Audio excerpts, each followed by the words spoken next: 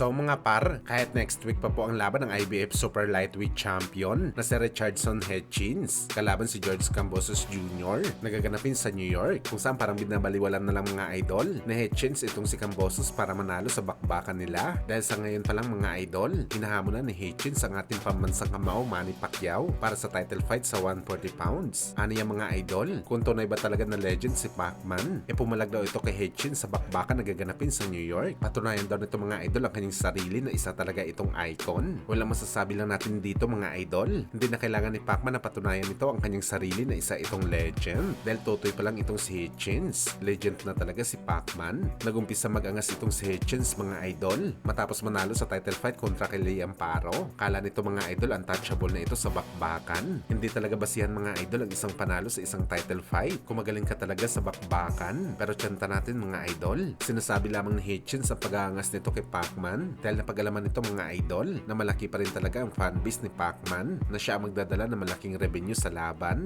Gayon pa man mga idol, focus muna si Hitchins kay Kambosos. Baka magkamali ito mga idol, ma-upset ito sa bakbakan. Samantala matapos nga po sabihin ng tiyuhin ni Floyd Mayweather Jr. na malaki ang kanyang tiwala na mananalo si Manny Pacquiao sa bakbakan nito kay Barrios sa July 19, kung saan prangka din po na sinabi ni Tito Jeff mga idol na sakaling manalo daw si Pacman kay Barrios at matuloy ang laban nito kay Gervonta Tank Davis para sa catchweight. Tiwala din si Tito Jeff na may isasama ni Pacman si Tank Davis sa kanyang tatalunin sa bakbakan. Well, napaka-unusual nga po mga idol na sabihin ito ni Tito Jeff dahil matagal nito hawak at naging bata din si Tank Davis. Pero pagdating sa usapang laban ni Davis kay Pacman, wala siya tiwala kung mananalo ito sa Pinoy legend. Malamang mga idol, may nakita si Tito Jeff na flaws o kahinaan kay Tank Davis na posible magamit talaga ni Pacman para manalo sa bakbakan. Malaking part din mga idol kung bakit mas pinipili ni Tito Jeff si Manny Pacquiao na manalo dahil humina ang galawan ni Tank Davis sa naging laban nito kontra kay Lamont Roach. Nasa isip na nito mga idol kung binugbog lamang ni Roach na isang 130 pounder si Tank Davis, paano pa kaya ang gagawin ni Pacman sa bakbakan nila?